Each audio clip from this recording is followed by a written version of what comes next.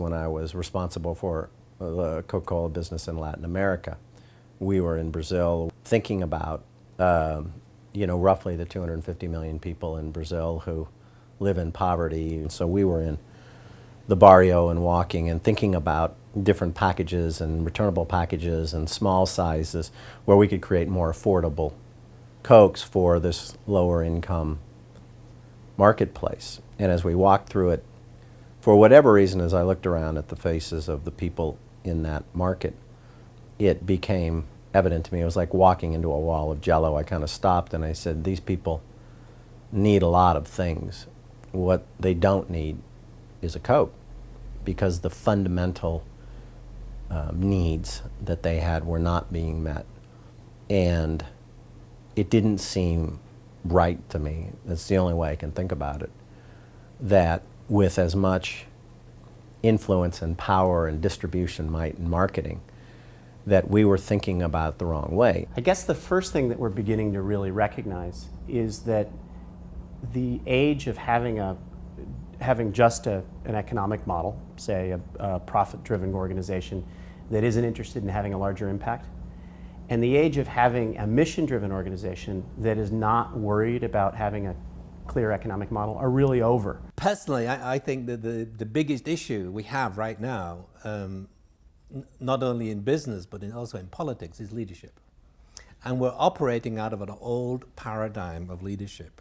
But if you look at it from a consciousness perspective, we're really operating out of a paradigm of what's in it for me as opposed to what's best for the common good. So instead of being the best in the world, we need to be the best for the world. This is a shift, best in the world to best for the world. And it's good for business. People who are in positions of leadership are recognizing that their leadership must be values-based, that they can't divide their soul from their mind, from their self. And that creates a major shift in and of itself, and that may be the only way to create a major shift. What's happening as they embrace these concepts around what's best for the world, rather what's best in the world, they are actually becoming more and more successful. This model is very much about an internal journey that suggests a different way, which it's the calling. You don't always know why it is. Many times it's much more difficult to do it this way. There are two mental models that are particularly significant in terms of performance. One mental model is an outside-in mental set that says, I do something to get a higher grade, to get more money, to make a larger profit.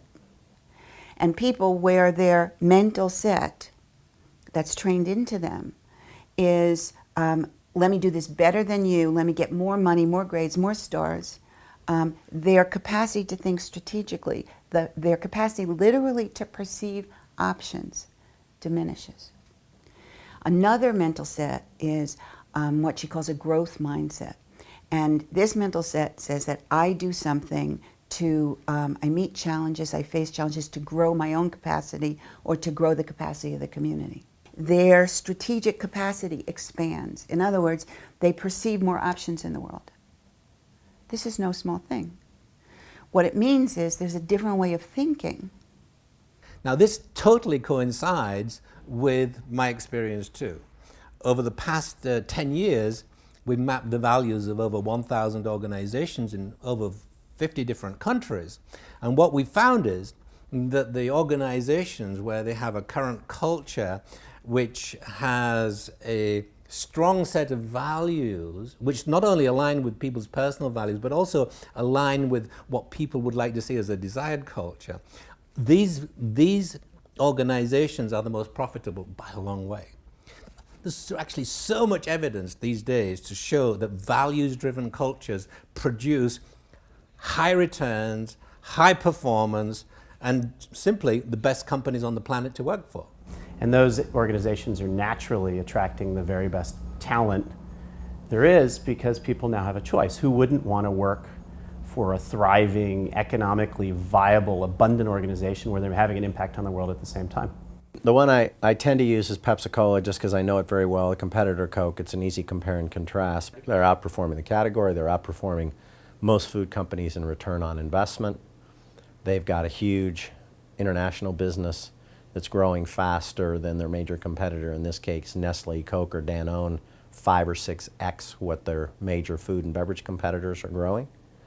They've got more billion-dollar brands than anybody else in the food business other than Unilever.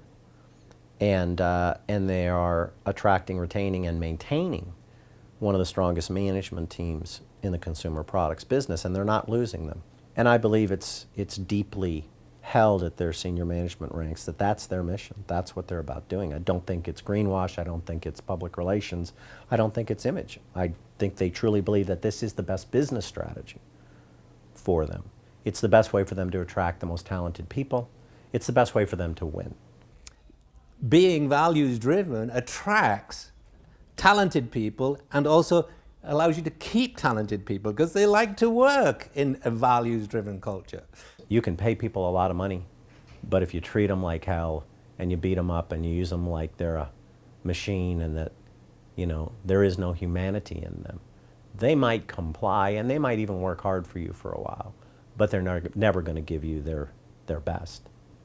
And ultimately, as a leader, creating the conditions for people to be their best is part of why you're there. Maybe the major reason why you're there.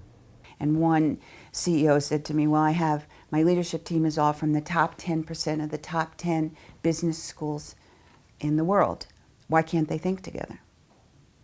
And why can't we come up with any new ideas? And I said, because your leadership team is all from the top 10% of the top business schools in the world. And I said, well, how do you think you get to be in the top 10% of the top business school? You have to think in a certain way. You have to think competitively. You have to psych out what's the answers the professor wants me to give, and you study only those answers. And so you can think only in those ways. And then you bring them together and you think innovatively. They don't know how to do that. They lost that capacity. And you say think collaboratively, and they cannot do that. The old model to me was all about the leader having the answers. Now it's about the leader having the questions and the power being, you know, invested into the people, the followers. And that's, I think, in business, what we're talking about in terms of the change in the business model. It's not about just getting that short-term fix of results. It's about understanding the longer-term implications and what has to be created in terms of the business to get that longer-term, more sustainable result in a way that serves all the stakeholders of the business. And how can business grow and develop in a new way? And how do we get these leaders to new leaders who operate in that way?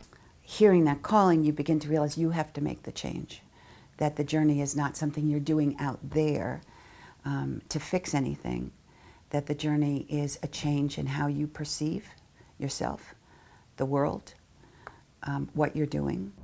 If you look at the history of humanity and you try to imagine any major change in human civilization that didn't occur through an organization in one form or another. It's pretty hard to. Now, the vast majority of those breakthroughs have occurred through businesses. We're facing some pretty significant issues on our planet right now. And there's a general perception that many of those issues have been caused by business. The question is now how do we create businesses that deals with those issues? How do we solve the problems that have been created in the last 50, 100, 200 years, the big ones, using business as the primary platform to do it? And we need to solve both. We need to solve how do we create economically viable organizations and at the same time have them doing things that are right for all of us.